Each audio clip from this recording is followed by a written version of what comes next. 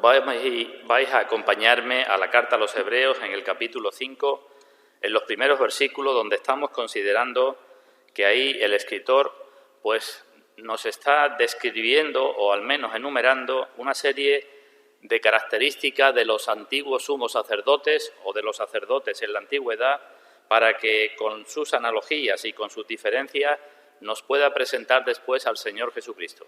Y está dirigiendo nuestra atención a los sumos sacerdotes para luego presentarnos al Señor Jesucristo en su oficio precisamente de sumo sacerdote.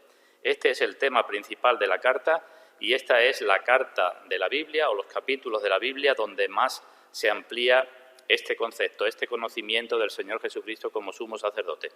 Probablemente porque el escritor, inspirado por el Espíritu Santo, tenía un primer motivo que era pues alentar a aquellos judíos convertidos a los cuales escribe y que, como he dicho en otras ocasiones, estaban siendo tentados a volver atrás ante la debilidad del cristianismo, ante la debilidad de los propios cristianos, ante la debilidad de un Señor que murió en la cruz y ante la excelencia, todas las cosas excelentes y grandiosas de su antigua religión, entre ellas el sumo sacerdote con sus vestiduras, sus sacrificios, el templo, estaban siendo tentados, repito, a volver atrás y el Espíritu Santo pues creyó conveniente ampliar aquí este asunto del Señor Jesucristo como sumo sacerdote.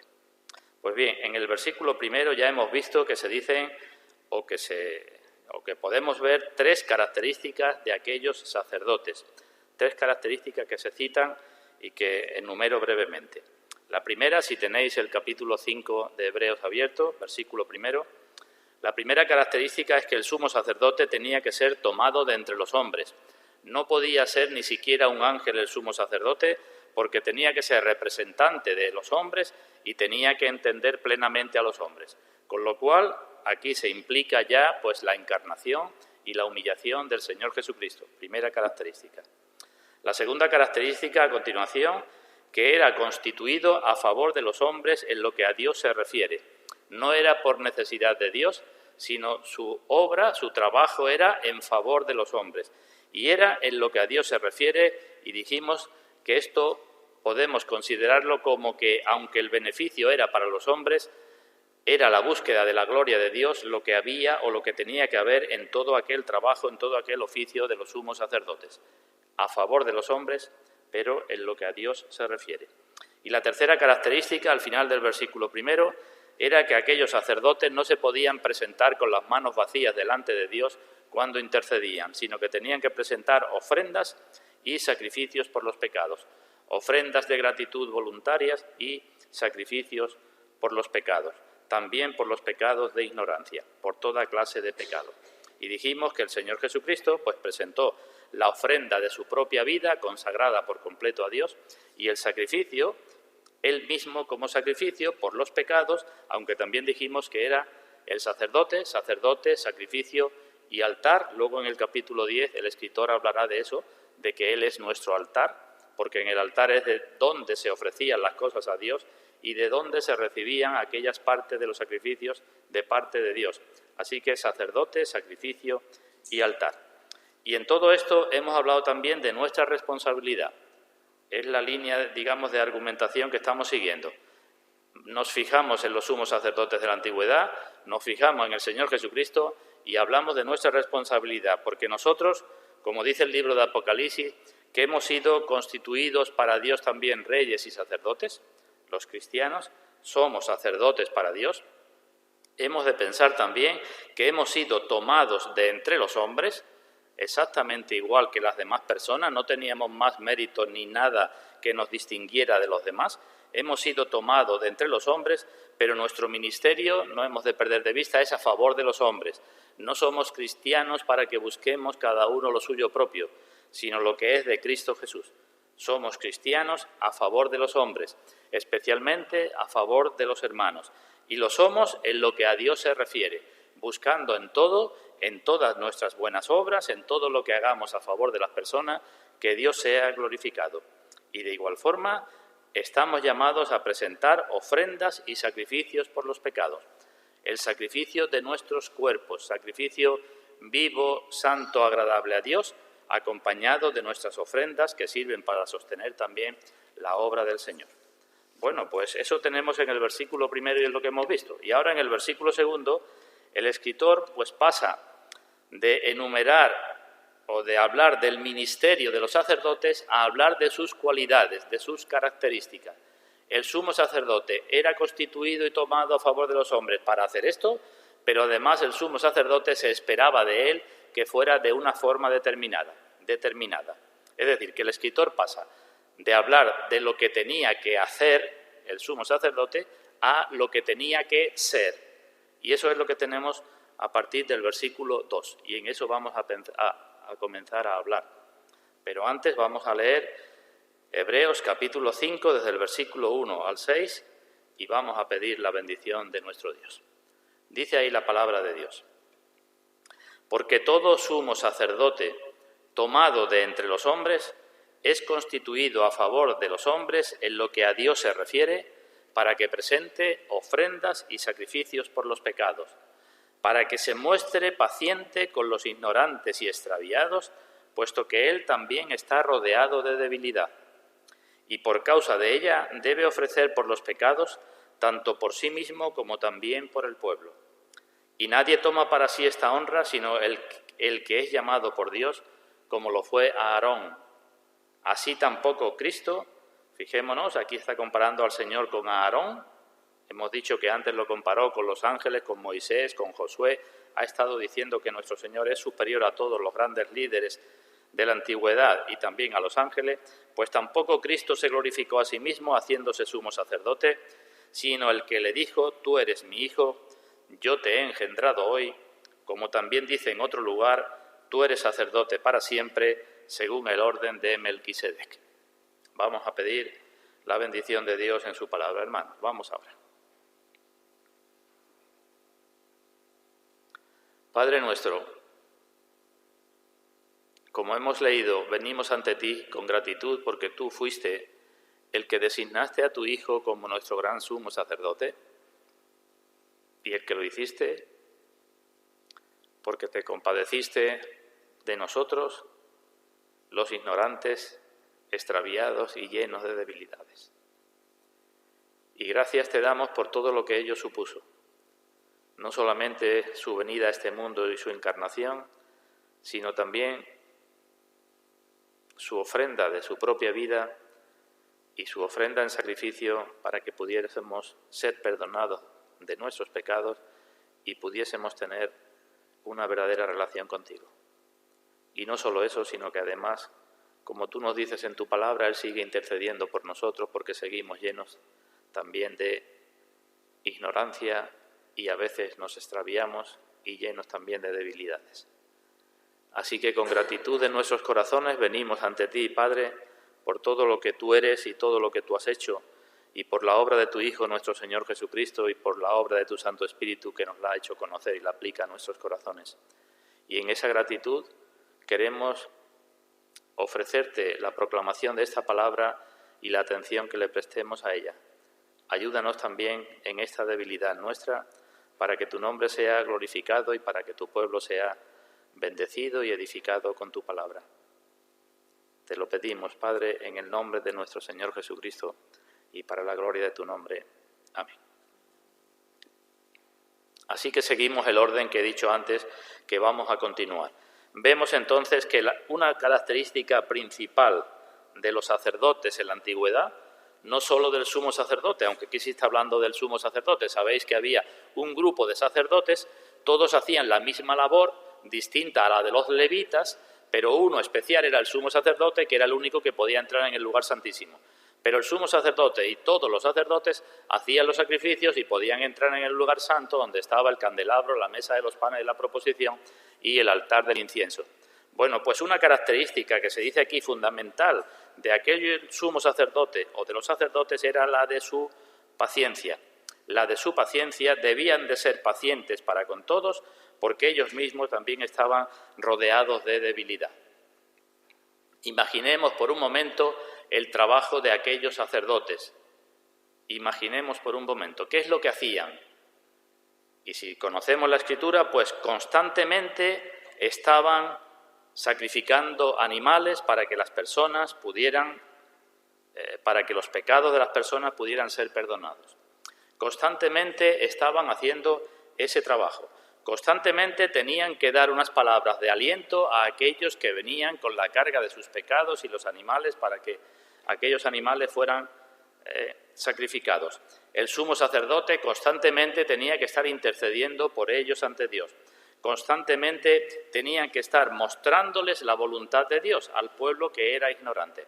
Y nos podemos imaginar a un sacerdote de aquellos ante una persona que viniera con cierta frecuencia. Podría ser que sucediera en alguna ocasión y le dijera: ¿otra vez estás aquí? ¿No te cansas de tus pecados? ¿No te importan caer siempre en los mismos pecados? ¿No te esfuerzas por superar ese pecado? Hace unos días viniste con el mismo asunto.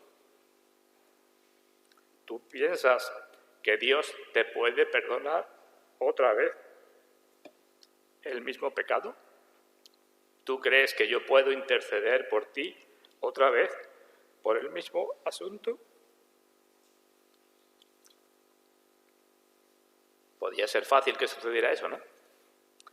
Pero lo que nos dice aquí es que el sumo sacerdote y los sacerdotes no podían reaccionar así, porque ellos tenían que ser pacientes con los ignorantes y extraviados, tenían la obligación de aceptar el sacrificio, tenían la obligación de interceder, y si alguna vez era tentado a pensar o a hablar así, tenía que ser consciente de su propia debilidad y que era tan pecador como aquel que traía el sacrificio. Un ejemplo de un fallo en este sentido lo tenemos con el sumo sacerdote Elí. No es necesario que busquemos la cita, pero todos acordaréis, ¿verdad? El sumo sacerdote Elí no solamente descuidó a sus hijos, sino que en una ocasión que Ana, la madre de Samuel, vino y nos dice la Escritura que estaba orando a Dios en amargura de alma y llorando abundantemente, él, pues, en vez de simpatizar con ella, en vez de ponerse en el pellejo de aquella mujer, pues la trató con dureza, en vez de consolarla e interceder por ella, la juzgó con crueldad y le dijo que estaba ebria.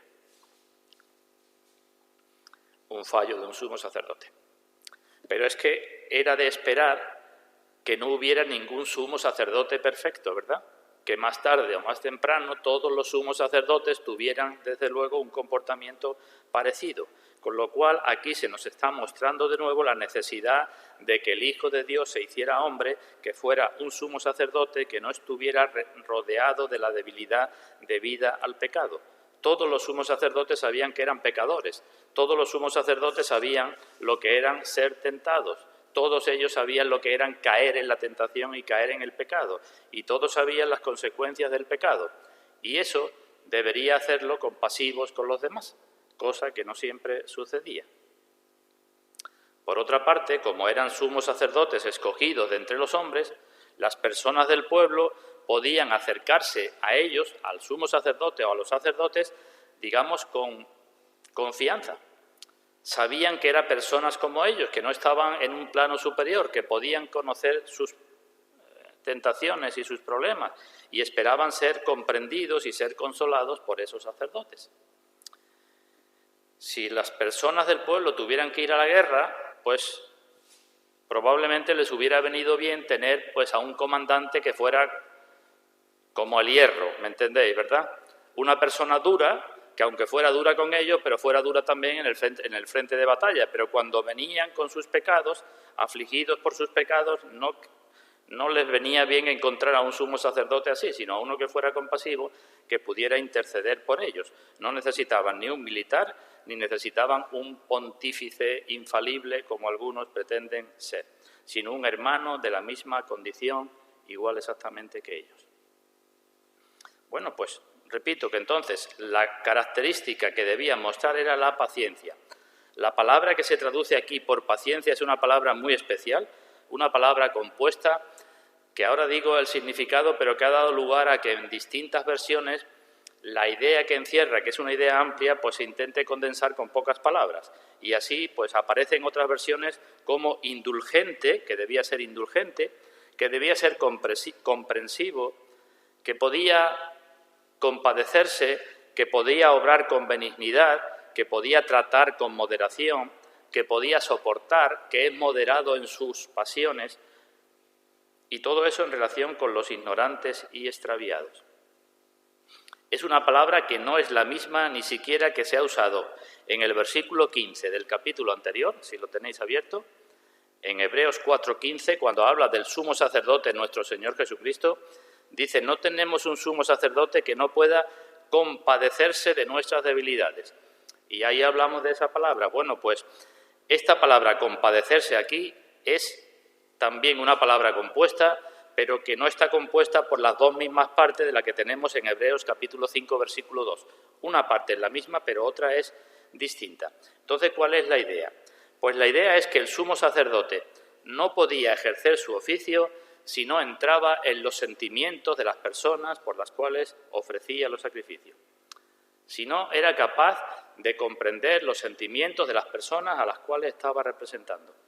Si solo miraba las faltas para rechazar a esas personas o para amonestarlas, si solo miraba los pecados de las personas y esos pecados lo movían a rabia o a ira, no era apto para ser sumo sacerdote. Debía de serlo poniéndose al mismo nivel que las demás personas. Esta era la característica. Esto implica un equilibrio entre dos extremos en los cuales podía fácilmente caer el sumo sacerdote o el sacerdote. El estar todos los días ofreciendo los mismos sacrificios para los pecados, podía llevarle a caer en dos extremos. ¿Cuáles son los dos extremos?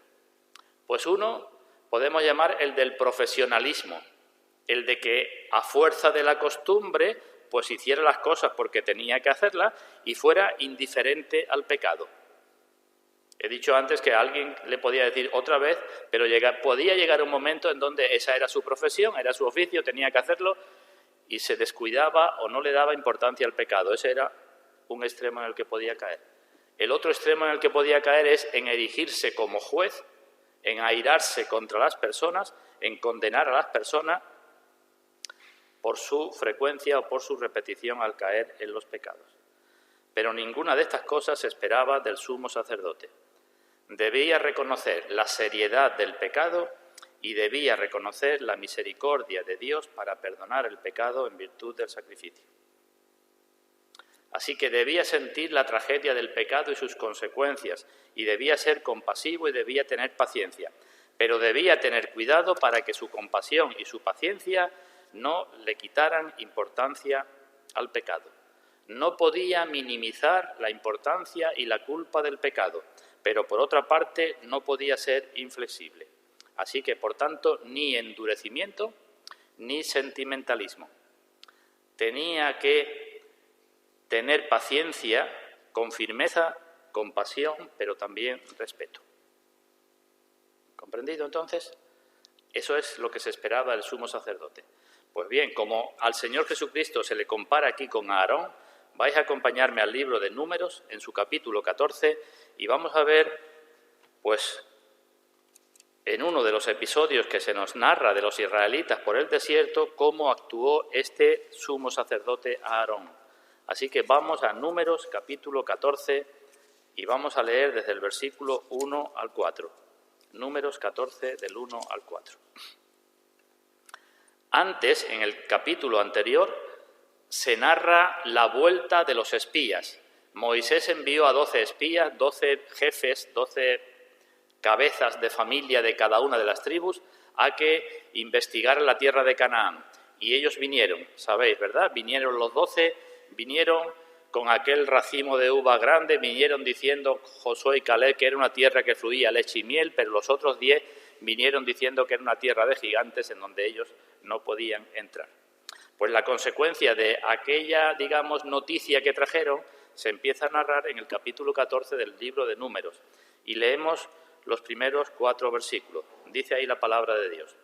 Entonces, toda la congregación gritó, es decir, cuando le trajeron las noticias, Josué y Caleb de una forma y los 10 de otra, toda la congregación gritó y dio voces y el pueblo lloró aquella noche.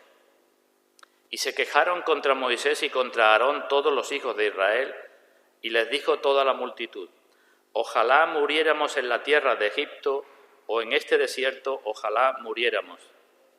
¿Y por qué nos trae Dios a esta tierra para caer a espada y que nuestras mujeres y nuestros niños sean por presa? ¿No nos sería mejor volvernos a Egipto? Y decían el uno al otro, designemos un capitán y volvámonos a Egipto.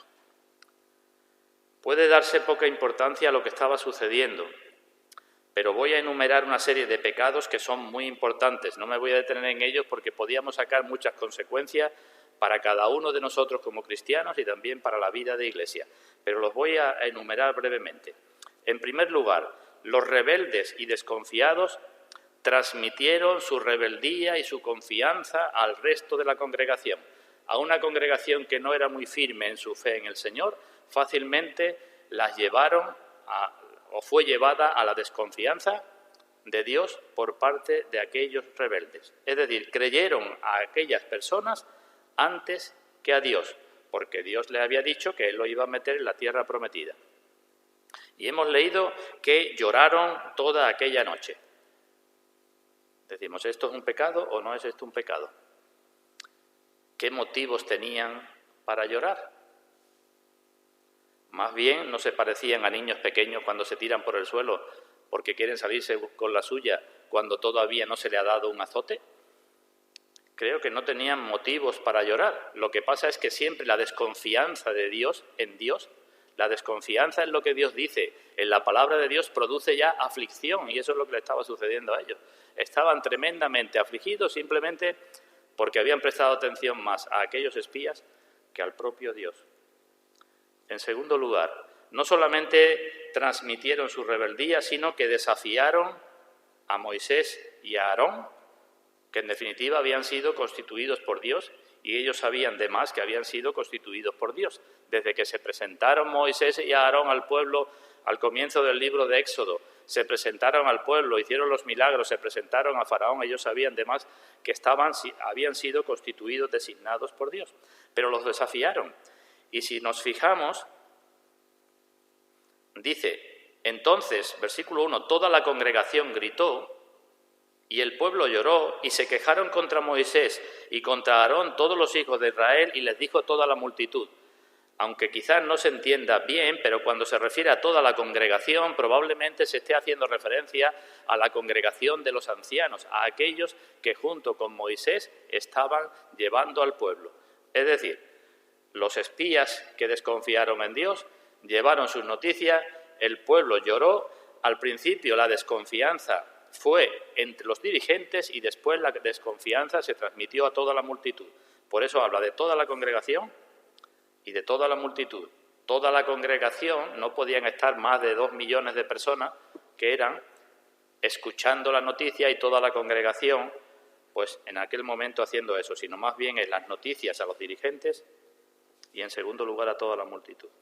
En tercer lugar, versículo 2, final del versículo 2, miraban atrás con pesar. Como dice el Señor, eran como aquellos que ponían la mano en el arado y miraban atrás. Y decían que deseaban haber muerto en Egipto. Pero ¿cómo murieron las personas en Egipto?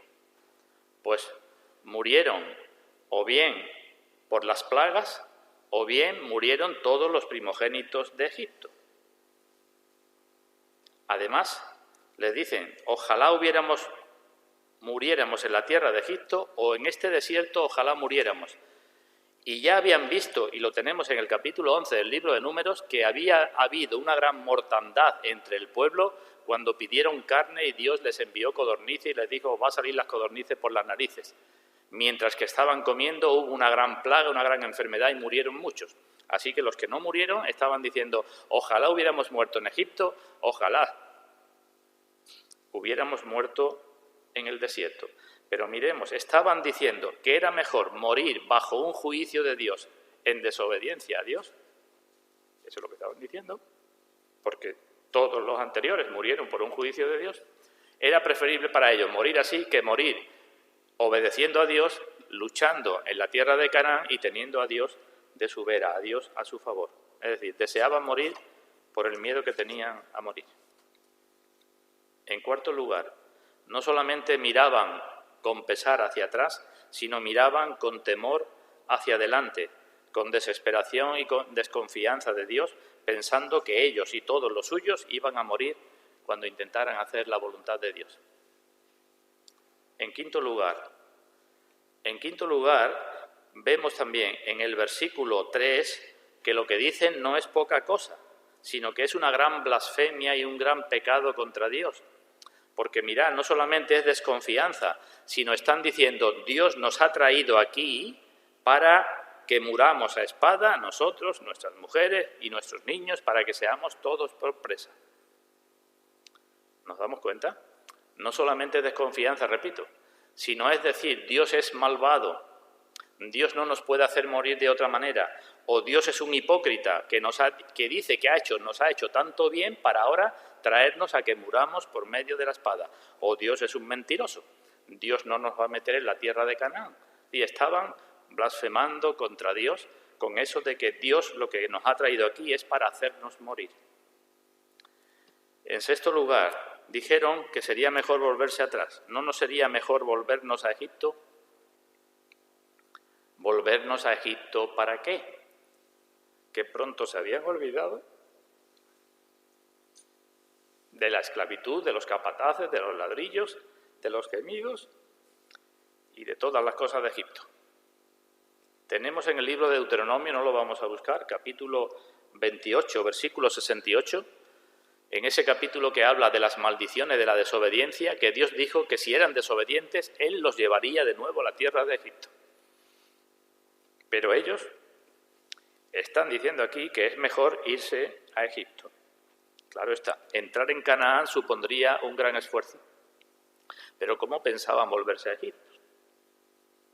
Sin la nube que los guiara, sin la columna de fuego que los defendiera, sin el maná que los alimentara, ¿no era mucho peor quererse ir a Egipto que no seguir adelante hacia Canaán? Y finalmente, versículo 4, el último pecado es que altercaron con Dios, aunque no se dice explícitamente, y querían un líder mejor que Moisés y un sumo sacerdote mejor que Aarón. Designemos un capitán y volvámonos a Egipto. Digo, esto es lo que estaba sucediendo allí y hay mucho de aplicación, pero no me detengo en esto, sino en lo del sumo sacerdote, porque seguimos leyendo en el versículo 5 lo siguiente. Entonces Moisés y Aarón se postraron sobre sus rostros delante de toda la multitud de la congregación de los hijos de Israel. Es decir, Moisés y Aarón, el líder, el dirigente y profeta, y el sumo sacerdote pasaron por alto la afrenta personal, pero sabían que el pecado de aquellos delante de Dios era un pecado grande. Y como sería muy difícil intentar dialogar con aquella multitud que estaba dando voces, pues se postraron sobre sus rostros delante de todos ellos. Aarón, como sumo sacerdote, no reaccionó con furia o con ira, ni tuvo en cuenta el rechazo que se le hacía, sino que se postró en tierra con intercesión. Y la historia continúa, no la vamos a ver, pero luego en el capítulo 16, en la rebelión de Coré, y hay un capítulo por medio que habla de las leyes de las ofrendas, y a continuación, en el capítulo 16, la rebelión de Coré, cuando uno que era el primo hermano de Moisés y de Aarón, y además era de la tribu de Leví, es decir, no era sacerdote, pero era una persona, los levitas, todos estaban designados para ayudar a los sacerdotes en todo lo que tenía que ver con el tabernáculo. La única cosa es que no podían entrar dentro del lugar santo ni en el lugar santísimo. Pero los levitas tenían una labor muy importante en el tabernáculo. Eran los que tenían que montarlo, desmontarlo, llevar los utensilios.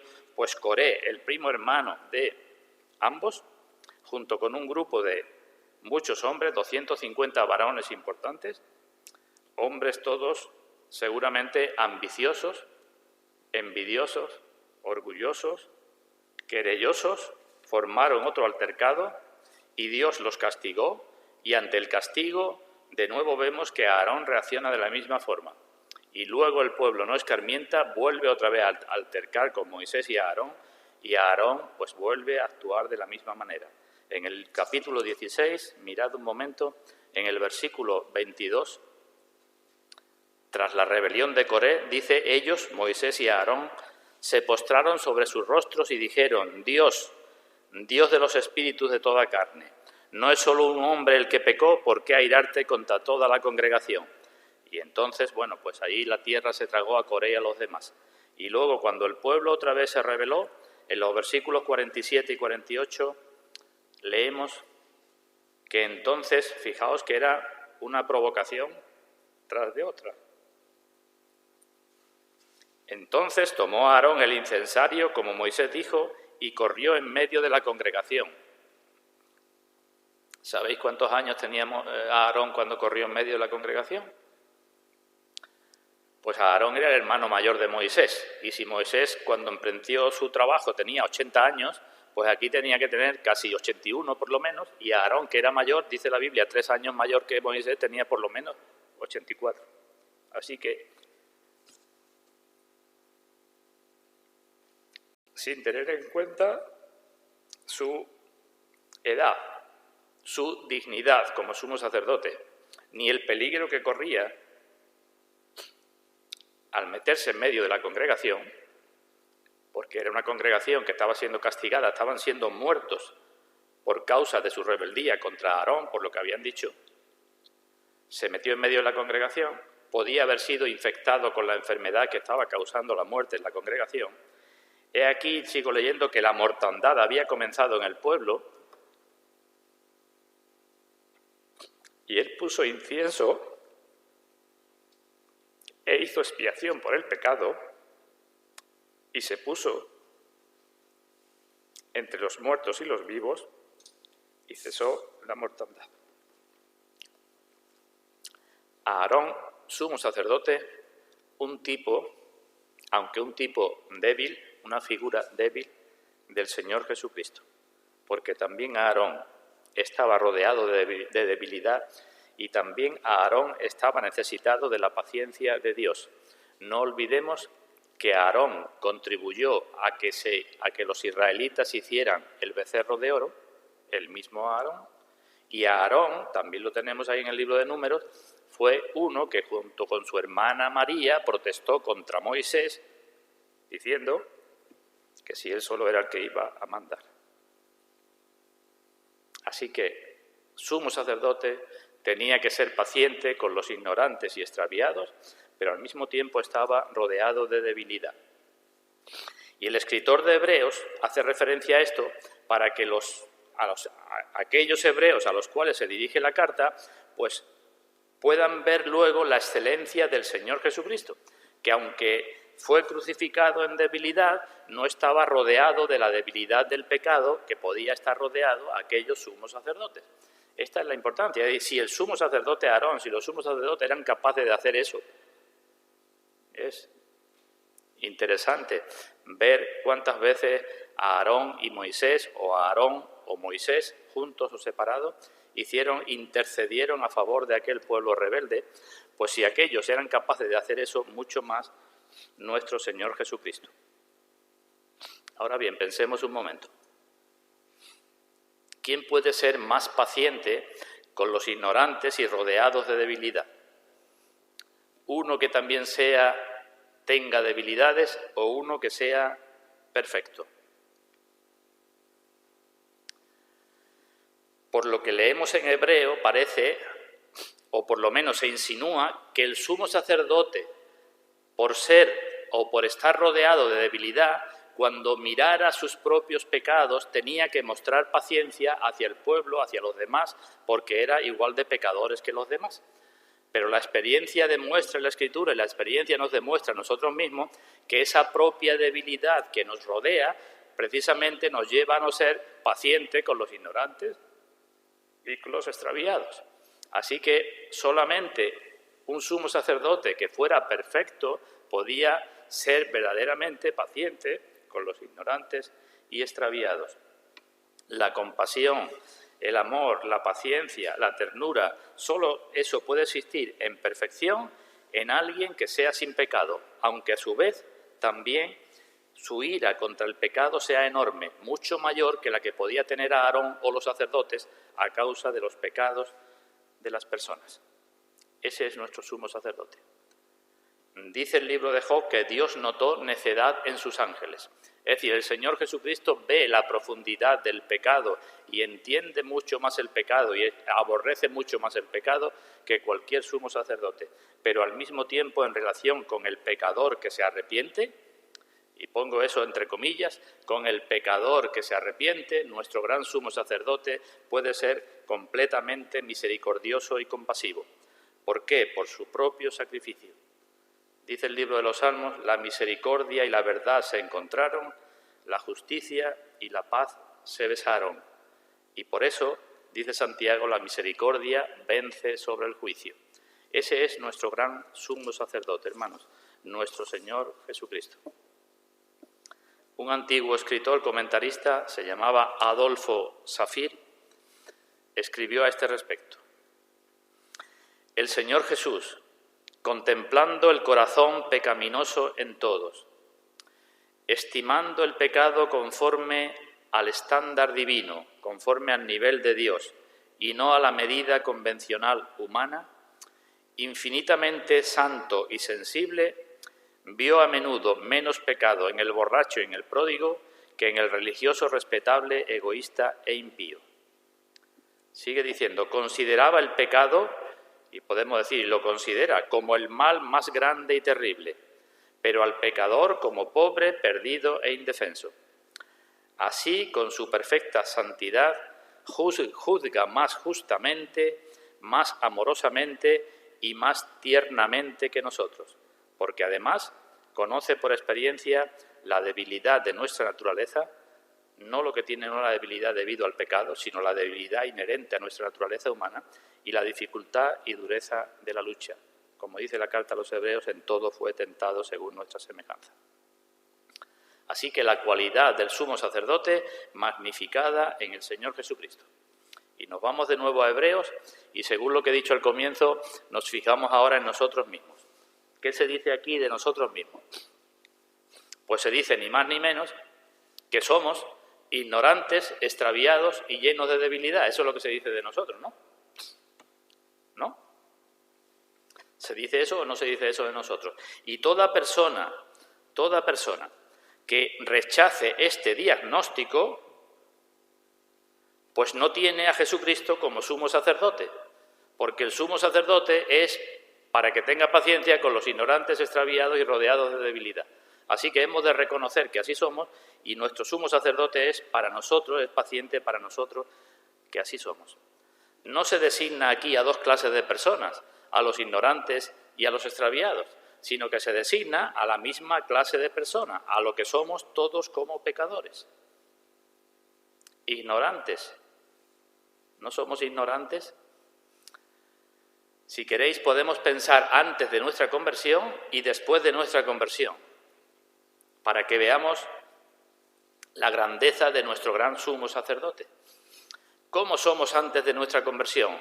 No hay justo ni aun uno. Alguien ha dicho que todos los pecados son de ignorancia, o bien de ignorancia absoluta, porque no sabemos nada, o bien de ignorancia voluntaria, porque sabiendo las cosas hacemos lo que nos da la gana. Eso antes de ser creyente. Así que todos somos ignorantes, todos somos ignorantes. El mismo Pablo dijo que cuando perseguía a la Iglesia de Dios, lo tenemos en la primera carta a Timoteo, lo hacía por ignorancia en incredulidad. Y en cuanto a extraviados, Isaías 53, todos nosotros nos descarriamos como ovejas, cada cual se apartó por su camino. Extraviados, ¿por qué? Porque dice el libro de Proverbios que el camino de los impíos es como la oscuridad. El camino de los impíos es como la oscuridad, no sabemos por dónde andamos, nos extraviamos. Y así siendo ignorantes y extraviados, y no solamente ignorantes y extraviados y llenos de debilidad, porque leemos en la carta a los romanos que éramos, además de débiles, que éramos, Romanos capítulo 5, impíos, enemigos, éramos mucho más que eso. Y la maravilla del Evangelio, también en Isaías 53, es que cuando dice todos nosotros nos descarriamos como ovejas, después a continuación dice Jehová cargó en él el pecado de todos nosotros. ¿Por qué lo cargó en él? Porque él quiso ser nuestro sumo sacerdote antes de que nosotros creyéramos y quiso ser nuestro sacrificio antes de que nosotros creyéramos. ¿Y ahora que somos creyentes? ¿No seguimos siendo también ignorantes, extraviados y rodeados de debilidad? En un sentido, sí. Somos muchas veces lentos para aprender. En otras ocasiones hacemos caso omiso de la palabra de Dios. En otras ocasiones nos olvidamos de lo que Dios nos dice. En otras ocasiones Dios, el Señor, nos pone en aflicción para que aumentemos nuestra fe y la aflicción no nos sirve absolutamente para nada. Nos tiene que decir una y otra vez, hombres de poca fe. Un poco más adelante en la carta a los Hebreos dice, debiendo ser ya maestros, todavía tenéis necesidad de que se os vuelvan a decir los mismos rudimentos. Así que seguimos siendo tardos y torpes y muchas veces haciendo lo que no debemos y otras veces dejando de hacer lo que debemos. Pero nuestro sumo sacerdote, bendito sea por ello, nos busca y nos restaura y es paciente para con nosotros e intercede por nosotros y nos perdona. Ignorantes, extraviados y rodeados de debilidad. El Señor no vino para hacer su sacrificio para condenarnos a nosotros por cuantas veces volvemos a pecar y a caer en los mismos pecados, sino vino para expiar esos pecados. Ignorantes, extraviados y llenos de debilidad. Pero no quiere el Señor que sigamos siempre así, ¿verdad? ¿Qué hemos de hacer para no ser ignorantes? Pues por lo menos orar de todo corazón, como vemos en el libro de Job, que se dirige a Dios y le dice, enséñame tú lo que yo no veo. Eso es un motivo correcto de oración para los que se consideran ignorantes, ¿verdad? Enséñame tú lo que yo no veo, si hice mal no lo volveré a hacer, no lo haré más. Hemos de pedir que su Santo Espíritu nos ayude y nos alumbre y nos muestre con su palabra. Da igual que seamos pequeños o seamos mayores o tengamos más capacidad intelectual o menos capacidad intelectual. No sabemos nada como debemos saber, lo dice el apóstol Pablo. Así que seguimos siendo ignorantes y extraviados. Digo, pues también nos extraviamos muchas veces. Y leemos en el Salmo 119 otra expresión, otra oración que debemos hacer nuestra también. Si soy ignorante, le digo a Dios, enséñame tú lo que yo no veo. Y si sigo reconociendo que me extravío, dice el salmista, yo anduve errante como oveja extraviada, busca a tu siervo. Y todo eso es posible porque tenemos a este gran sumo sacerdote. Y en cuanto a nuestra debilidad, creo que todos reconocemos nuestra debilidad, ¿verdad? Pero debemos aspirar a decir con Pablo, me glorío en mis debilidades, porque entonces cuando soy débil es cuando soy fuerte. Así que debemos dar gracias a Dios por nuestro gran sumo sacerdote, por su infinita paciencia para con nosotros, por la seguridad que podemos tener como cristianos.